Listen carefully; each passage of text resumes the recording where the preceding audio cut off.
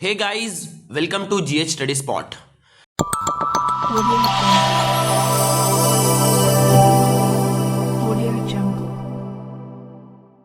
जैसा कि आप लोग देख पा रहे हो कि we have taken an initiative earlier, जिसके जरिए हम लोग हायर सेकेंडरी और माध्यमिक एग्जाम 2025 में अपेयर होने वाले स्टूडेंट्स के लिए डिफरेंट तरीके से हेल्प प्रोवाइड कर रहे हैं।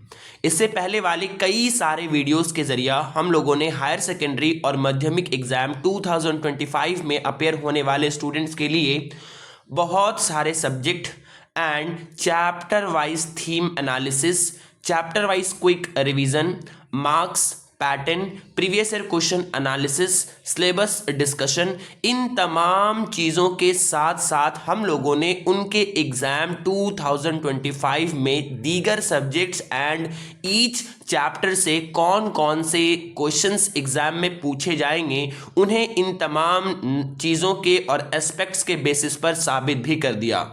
आप लोग जो भी 2025 एचएस या माध्यमिक एग्जाम में अपेयर करेंगे, इस चैनल को ज़रूर से विजिट कर सकते हैं और इस चैनल को विजिट करके इस कम से कम टाइम के प्रिपरेशन को 4 चांद लगा सकते हैं।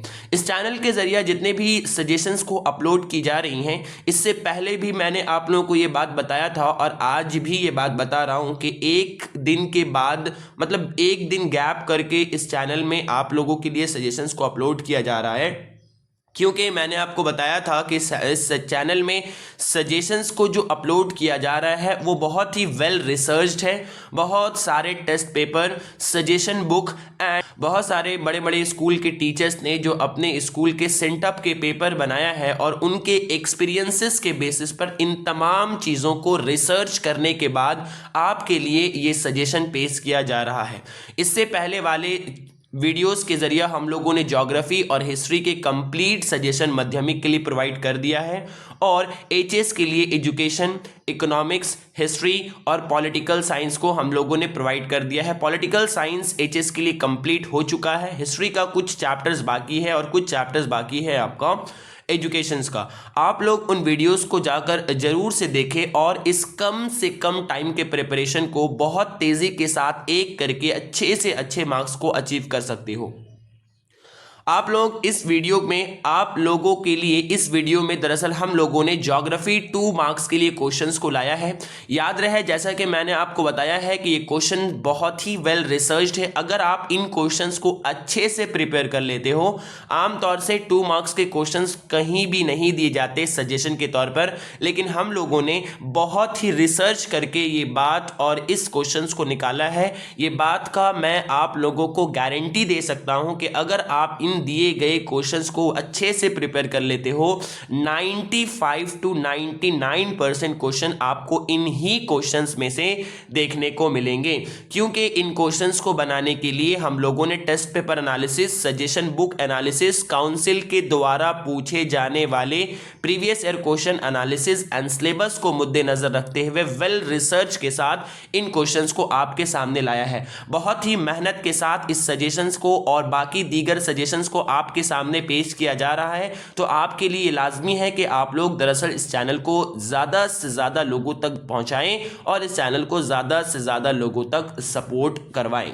आज के इस वीडियो के जरिए हम लोग दरअसल ज्योग्राफी के लास्ट मिनट सजेशन के 2 मार्क्स के क्वेश्चंस के बारे डिटेल में डिस्कस करेंगे और इन क्वेश्चंस को अगर आप अच्छे से प्रिपेयर कर लेते हो, देन आपके एग्जाम में क्वेश्चन इन्हीं क्वेश्चंस में देखने को मिलेंगे। आइए, जैसा कि आप लोग स्क्रीन के ऊपर देख पा रहे हो, last minute geography suggestion for माध्यमिक 2025 and that is 2 marks questions को हम लोग यहाँ पर देखने जा रहे हैं। तो यहाँ पर मैंने जो पॉइंट्स लिखा है, ये पॉइंट की जगह आप लोग वहाँ पर ये चैप्टर समझ सकते हो, यानी कि एक पॉइंट के अंदर जितना सारा क्वेश्चन है वो चैप्टर 1 से है, फिर पॉइंट 2 के अंदर जितना सारा क्वेश्चन है वो आपका चैप्टर 2 से है। इस तरीके से मैंने चैप्टर का नाम नहीं लिखा है, पॉइंटर्स के फॉर्मेट में मैंने चैप्टर को सेग्रीगेट कर दिया है। तो पहला जो आप लोग देख पा रहे हो वो define weathering, 3 stage of river, river basin, आप लोग इन चीज़ों को अच्छे से डिटेल में पढ़े होंगे। आप लोगों का पहला ही चैप्टर में है वेदरिंग। जैसा कि आप लोग जानते हो, वेदरिंग एक फिनोमेना है जिसके जरिए जब कोई चट्टान या जब कोई पहाड़ी मादा टूटते हैं दीगर नेचुरल एजेंट्स के जरिए से, एक्सोजेनिक प्रोसेस की वजह कर जब चट्टानें टूटती हैं और टूट कर अपनी असल जगह पर कायम रहती हैं, तो दरअसल इस किस्म के एक्सोजेनिक प्रोसेस को हम लोग वेदरिंग कहते हैं। 3 स्टेजेस ऑफ रिवर के बारे में आप लोगों ने पढ़ा होगा कि रिवर जो है स्टार्टिंग पॉइंट से लेकर फ्रॉम द सोर्स से लेकर माउथ तक आखिरी मरहले तक दरअसल 3 मराहल से गुजरता है। पहला स्टेज को हम लोग दरअसल यूथ स्टेज कहते हैं, दूसरा स्टेज को मिडिल स्टेज कहते हैं और तीसरा स्टेज को हम लोग आखिरी स्टेज कहते हैं। यूथ स्टेज में रिवर की रफ्तार बहुत ज़्यादा तेज़ होती है क्योंकि उस स्टेज में दरअसल रिवर पहाड़ी ढाल से गुजरता है, जिसकी वजह कर इसकी रफ्तार तेज़ होती है और इस स्टेज में एक कटाव का काम करता है। सेकेंड स्टेज जब रिवर का आता है तो कंपैरेटिवली फर्स्ट स्टेज, इस स्टेज में रिवर की ढाल मुकाबलतन कम हो जाती है, जिसकी वजह कर ये अपने साथ लाए गए मादों को ट्रांसपोर्ट करने का, एक जगह से दूसरी जगह ट्रांसपोर्ट करने का काम करता है। चूंकि इसकी रफ्तार कम होती है तो कटाव करने की, इरोजन करने की इसके अंदर सलाहियत नहीं होती। और जब ये रिवर आखिरी मरहला यानी मैदानी मरहले में पहुंचता है तो उस मरहले में जाने के बाद रिवर की रफ्तार बिल्कुल ही खत्म हो जाती है और इस मरहले में ये अपने साथ लाए गए काट छाट कर मादे को लाकर तहनसी यानी जमा कर देता है। इन्हीं 3 स्टेजेस को आप लोगों को कॉम्प्रहेंसिवली तरीके से देख लेना है। कोई भी स्टेज आपसे पूछ सकता है 2 मार्क्स के लिए।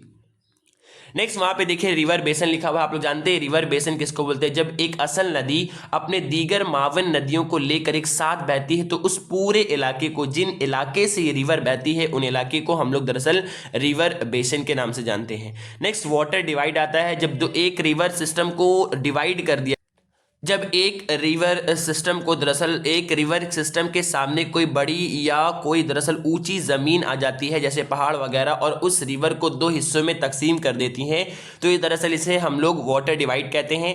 नेक्स्ट वाटरफॉल होता है। जब रिवर दरअसल ऊपरी मरहले में यानी कि फर्स्ट स्टेज में बहता है तो इसके सामने सख्त और नरम चट्टानें आती हैं, तो रिवर दरअसल नरम चट्टानों को काट देता है लेकिन सख्त चट्टानों से एक के बाद दीगर नीचे की जानिब गिरता है। और इस तरीके से जब ये सख्त चट्टानों से होकर नीचे की जानिब गिरता है, चूंकि सख्त के बाद नरम चट्टानें होती हैं और नरम चट्टानों को ये काट देती हैं और काटने के बाद वहां पर एक डिप्रेशन क्रिएट हो जाता है। ठीक उसी तरीके से नदी जो है या रिवर जो है वो ऊपर से नीचे की जानिब गिरती हुई नजर आती है। इसी को हम लोग दरअसल वाटरफॉल के नाम से जानते हैं। एलुवियल फैन क्या होता है? तो नदी दरअसल आखिरी मरहले में अपने साथ लाए गए मादों को तहनसी कर कर जो जमीन की फॉर्मेशन करती है वो देखने में एलुवियल फैन की मानंद होता है, उसे ही हम लोग दरअसल एलुवियन फैन के नाम से जानते हैं। नेक्स्ट फ्लड प्लेन आता है, यानी नदी के दरमियानी मरहले में जब दरअसल नदी में पानी की मिकदार बढ़ जाती है, चाहे वो बारिश हो या दरअसल बर्फ के ज़्यादा पिघलने की वजह कर, जब नदी के दरमियानी मरहले में बारिश की पानी की वजह कर या बर्फ के पिघलने की वजह कर उसकी मिकदार बढ़ जाती है, तो ये दरअसल आसपास के इलाके में फैल जाते हैं। यानी रिवर बेड से पानी निकलकर आसपास के इलाके में फैल जाते हैं, जिसे दरअसल हम लोग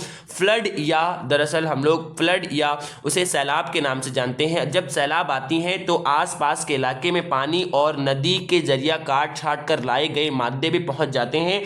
फिर दोबारा पानी तो वापस आ जाती हैं या पानी वहां खत्म हो जाती है, लेकिन वो जो काट छाट कर लाए गए मादे होते हैं वह वहीं पर तहनसी हो जाते हैं। उससे जो एक फर्टाइल मैदान क्रिएट होता है उसे ही हम लोग फ्लड प्लेन के नाम से जानते हैं। नेक्स्ट नेचुरल लीव्स है। नेक्स्ट इंसेलबर्ग है। इंसेलबर्ग के बारे आप लोगों ने पढ़ा होगा कि ये वर्क ऑफ विंड की वजह से, विंड के अमल कटाव की वजह से, इरोजनल वर्क ऑफ विंड की वजह से एक शकल बनती है जिसे दरअसल हम लोग इंसेलबर्ग कहते हैं। फिर एक ऑक्सबो लेक आता है। फिर पेडिमेंट आता है। पेडिमेंट क्या है? तो पहाड़ के दामनों में नदी के जरिया काट छाट कर लाए गए मादों की तहनसी करने की वजह कर जो एक मैदान की तश्कील होती है उसे हम लोग दरअसल पेडिमेंट कहते हैं। नेक्स्ट आपका बरखान या बरचान, दोनों टर्म यहाँ पे आप लोगों ने देखा और सुना होगा कि ये बरखान या बरचान दरअसल वर्क ऑफ विंड की वजह से बनती हैं। आप लोग इसे अच्छे से देख लें। नेक्स्ट लोएसेस आता है, सैंड ड्यून्स आता है, स्नो लाइन आता है, सर्क आता है जो कि वर्क ऑफ ग्लेशियर्स के इरोजनल वर्क ऑफ ग्लेशियर्स के जरिए से बनते हैं। डर्मनील आता है, डर्मलीन, आइसबर्ग आता है, ग्लेशियर्स आता है, 6 power law of the river आता है। तो 6 पावर लॉ क्या है? जब नदी में पानी की मिकदार 2 गुना हो जाती है तो इसकी बोझ ढोने की सलाहियत 2⁶ टाइम बढ़ जाती है। इसे ही हम लोग दरअसल ज्योग्राफी में 6 पावर लॉ ऑफ रिवर के नाम से जानते हैं। तो ये क्वेश्चंस आपको 2 मार्क्स के लिए प्रिपेयर करना है फ्रॉम द चैप्टर 1। अगर आप इससे वेल तरीके से, अच्छे तरीके से पढ़ लेते हो और समझ कर पढ़ लेते हो, देन डेफिनेटली आपको क्वेश्चंस इन्हीं में से देखने को मिलेंगे, क्योंकि मैंने आप लोगों को बताया है कि well researched and well prepared question है। इसे आप लोग किसी भी हाल में मिस ना करें 2 मार्क्स के लिए। नेक्स्ट हम लोग आते हैं स्क्रीन के ऊपर नेक्स्ट क्वेश्चन में। तो डिफाइन मॉनसून कोरियोलिस। मॉनसून आपको पता है कि ये अरबी जबान के लफ्ज मौशिन से निकला है, और मॉनसून का मतलब ऐसे हवाएं होती हैं जो दरअसल वक्त के साथ अपनी सिमत को, अपने डायरेक्शन को तब्दील करके चलती हैं। उसके बाद कोरियोलिस आता है। कोरियोलिस के बारे आप लोगों ने पढ़ा होगा, कोरियोलिस फोर्स क्या होता है अपने ज्योग्राफी के सिलेबस में, कि कोरियोलिस दरअसल एक साइंसदान था जिसने इस बात को डिटरमाइन किया था कि जब हवाएं चलती हैं तो शुमाली निसफ़ यानी नॉर्दर्न हेमिस्फेयर में हवाएं जो है वो दाएं जानिब मुड़ जाती है, राइट हैंड साइड की जानिब मुड़ जाती हैं, जबकि जुनूबी निसफ़ कर्रा में हवाएं बाएं जानिब यानी लेफ्ट हैंड साइड की जानिब मुड़ जाती हैं। वो दरअसल ज़मीन के ऊपर लगने वाले फोर्सेस की वजह कर, या ज़मीन में दरअसल रोटेशन होने की वजह कर एक फोर्स क्रिएट होता है। इस फोर्स की वजह कर हवाएं जो है वो सीधी ना जाकर शुमाली निसफ़ कर्रा यानी नॉर्दर्न हेमिस्फेयर में दाएं जानिब और जुनूबी निसफ़ कर्रा में बाएं जानिब मुड़ जाती है। चूंकि इस फोर्स के बारे सबसे पहले कोरियोलिस नामी शख्स ने पता लगाया था, इसलिए उस फोर्स का नाम भी उनको क्रेडिट देते हुए दे दिया गया, and that is Coriolis force. फिर एरोसोल्स आता है, इंसोलेशन आता है, सूरज से आने वाली रोशनी, फिर एल्बिडो आता है, अर्थ के रिफ्लेक्टिंग पावर, फिर आता है ओरोग्राफिक रेनफॉल। रेनफॉल के कई सारे टाइप्स होते हैं, उनमें से एक इंपॉर्टेंट इस बार के लिए ओरोग्राफिक है, मतलब ऐसी बारिश जो दरअसल पहाड़ की वजह कर होती है। जाहिर है कि जब आबी बखरात से लदी हुई हवा, जब वेपर से लदी हुई हवाएं जो होती हैं, मॉइस्चर से लदी हुई हवा जब आगे की जानिब बढ़ती हैं और आगे की जानिब बढ़ने के बाद उसके सामने अगर कोई पहाड़ आ जाती है, उससे टकरा कर ये हवा ऊपर की जानिब उठती है और क्लाउड की शक्ल में वहाँ पर जो बारिश होती है, उस बारिश को हम लोग ओरोग्राफिक रेनफॉल के नाम से जानते हैं। नेक्स्ट उसी के उल्टे साइड की अगर बात कर ली, यानी कि जिस साइड से पहाड़ के जिस साइड से ये हवा टकरा कर ऊपर उठी, उस साइड में तो बारिश हम लोग को देखने को मिलता है, लेकिन उसके अपोजिट साइड में हमें बारिश देखने को नहीं मिलती है। उसे ही दरअसल हम लोग रेन शैडो एरिया के नाम से जानते हैं। Next ITCZ inter tropical conversion zone equatorial region के आसपास है, जहां पे हवाएं दरअसल आपस में आकर कन्वर्ज करती हैं, that is called ITCZ। Next ozone hole है। जानते हैं ओजोन हमारे लिए कितना इंपॉर्टेंट गैस है, जो कि स्ट्रेटोस्फेयर में दरअसल ओजोन का एक लेयर है। वो लेयर दरअसल हमें सूरज से आने वाली UV रेज से प्रोटेक्ट करता है, अल्ट्रावायलेट रेज से प्रोटेक्ट करता है, और उसमें कई सारे होल्स क्रिएट होते जा रहे हैं इंसान और नेचुरल कुछ हार्मफुल गैसेस की वजह कर, उन्हें दरअसल हम लोग ओजोन होल्स के नाम से जानते हैं। नेक्स्ट हॉर्स लैटिट्यूड आता है। 30 to 35 डिग्री एक ऐसा लैटिट्यूड है जहां पर दरअसल उस दौर में तज्जार ट्रेडर्स दरअसल आते थे जब, और वो लोग चूंकि उस टाइम पीरियड में कदीम ज़माने में उस वक्त में दरअसल सिप के ज़रिए से वो लोग तिजारत करने इंडिया आया करते थे, लेकिन उस टाइम में उन लोगों के पास हवाओं के सहारे की मदद से वो लोग इंडिया आते थे तिजारत करने के लिए, क्योंकि उस टाइम में कोई ऐसा इंस्ट्रूमेंट या ऐसा कोई मोटर वगैरह नहीं था। तो 30 to 35 डिग्री के आसपास आने के बाद उन लोगों की हवाओं की रफ्तार कम होने की वजह कर जहाज़ों की रफ्तार कम हो जाती थी, जिसकी वजह कर वो अपने जहाज़ की रफ्तार को जहाज़ के वज़न को कम करने के लिए अपने पास मौजूद कुछ घोड़ों को उस 30 to 35 डिग्री लैटिट्यूड में फेंक देते थे, मतलब समुद्र में फेंक देते थे, इसलिए उस लैटिट्यूड को हम लोग हॉर्स लैटिट्यूड कहते हैं।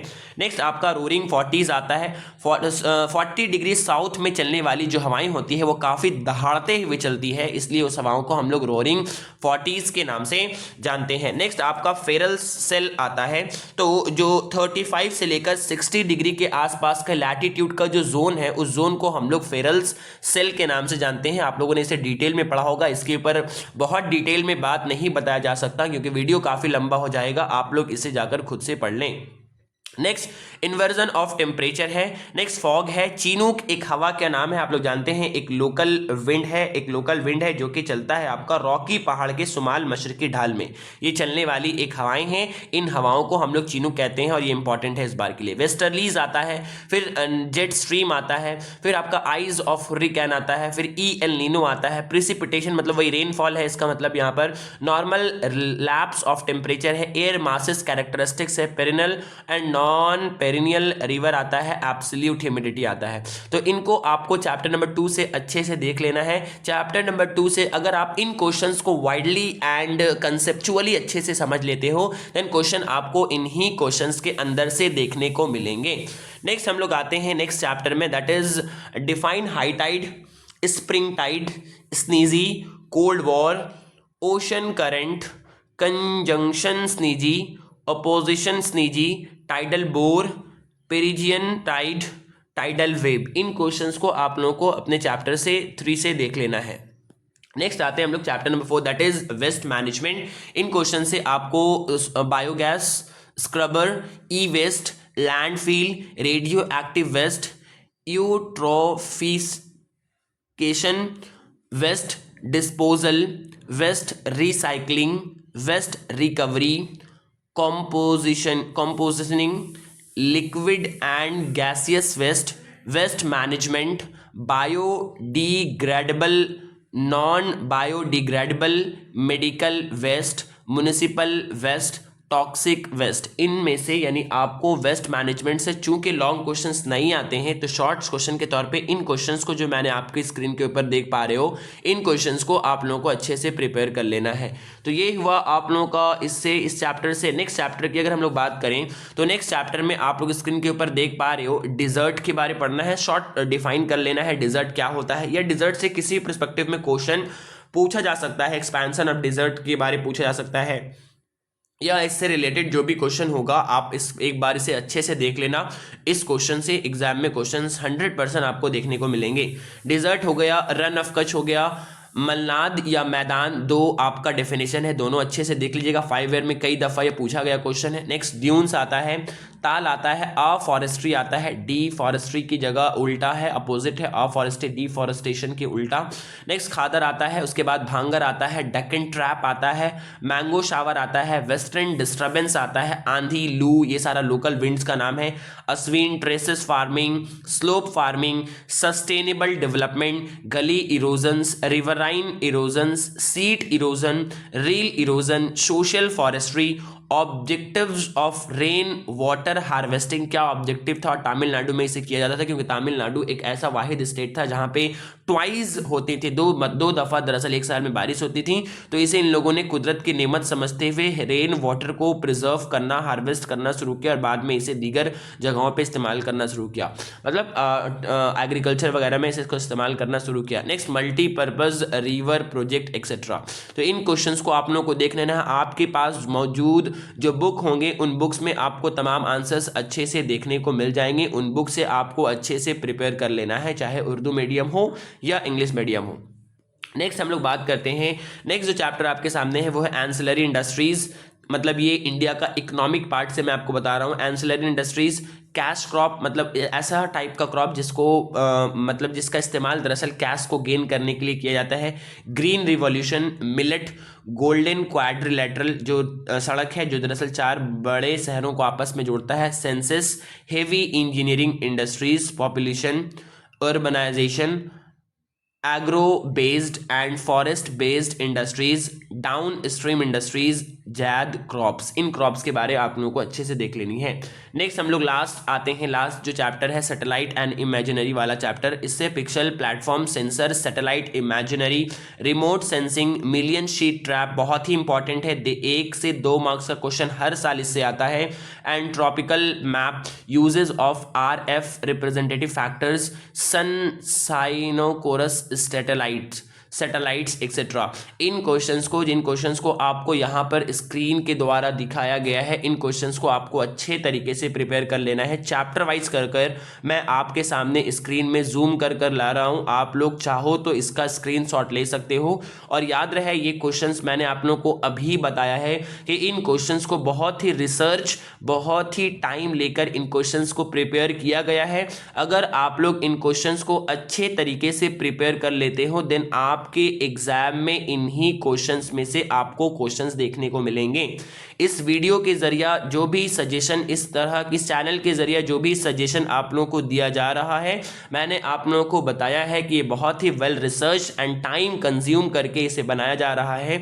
बहुत सारे लोग इसे मेहनत करके चीज़ों को प्रिपेयर कर रहे हैं।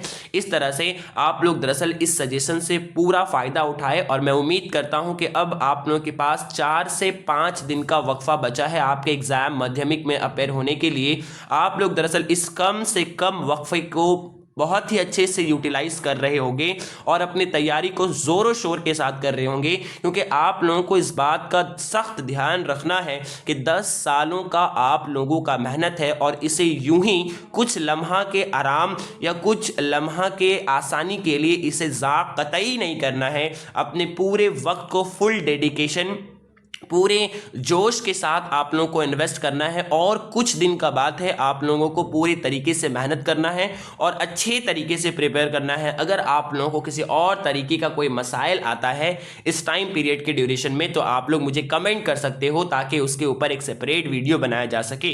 हम लोगों का ज्योग्राफी में 5 मार्क्स में मैंने आप लोगों को सजेशन प्रोवाइड कर दिया है। ये 2 मार्क्स के लिए मैंने आप लोगों को सजेशन प्रोवाइड कर दिया है और एक बच जाता है जो कि 3 मार्क्स का क्वेश्चन है, उसे भी मैं जल्द से जल्द लाने की कोशिश करता हूं। इसके बाद आप लोगों के लिए एक और इंपॉर्टेंट वीडियो आने वाला है, जिस वीडियो के जरिए हम दरअसल आप लोगों को माध्यमिक के बोर्ड एग्जाम में किस टाइप का आपको आंसर स्क्रिप्ट मिलेगा, उसमें क्या लिखना होगा, कितना लिखना होगा, कहां पे क्या लिखना होगा, कैसे लूज शीट लेना है तो उसमें क्या लिख देना होगा, ये तमाम चीजें, पेपर प्रेजेंटेशन स्किल क्या होंगे, ये तमाम चीजें दरअसल West Bengal topper HS topper के द्वारा आप लोगों को ये तमाम चीजें सिखाई जाएंगी। आप लोग उस वीडियोस के लिए इंतजार करें और कमेंट करें उस वीडियो के रिगार्डिंग और ज़्यादा से ज़्यादा लोगों को अवेयर करवाएं। इस वीडियो को बनाने के लिए दरअसल खुद ही जिन्होंने अपने एग्जाम वेस्ट बंगाल में टॉप किया है वो दरअसल अपने इस एक्सपीरियंसेस के बेसिस पर आप लोगों के लिए प्रेजेंटेशन, पेपर प्रेजेंटेशन को लाएंगे, जिन प्रेजेंटेशन का फ़ायदा उठाकर, जिन प्रेजेंटेशन को सीख कर आप लोग अपने एग्जाम में और अपने मार्क्सेस को बेहतर से बेहतरीन कर सकते हो, क्योंकि सारा खेल दरअसल प्रेजेंटेशन का होता है। अगर आप लोगों को उस प्रेजेंटेशन वाले वीडियो को जल्द से जल्द चाहते हो तो ज़्यादा से ज़्यादा इस वीडियो को शेयर करो। अगर हम लोगों को पॉजिटिव कमेंट या पॉजिटिव इंप्रेशंस चैनल पे देखने को मिलता है तो हम लोग दरअसल आप लोगों के लिए बहुत जल्द से जल्द इस वीडियो को लेकर आते हैं। आज के लिए इतना ही, फिर हम लोग मिलते हैं नेक्स्ट वीडियो में। तब तक के लिए थैंक्स फॉर वॉचिंग।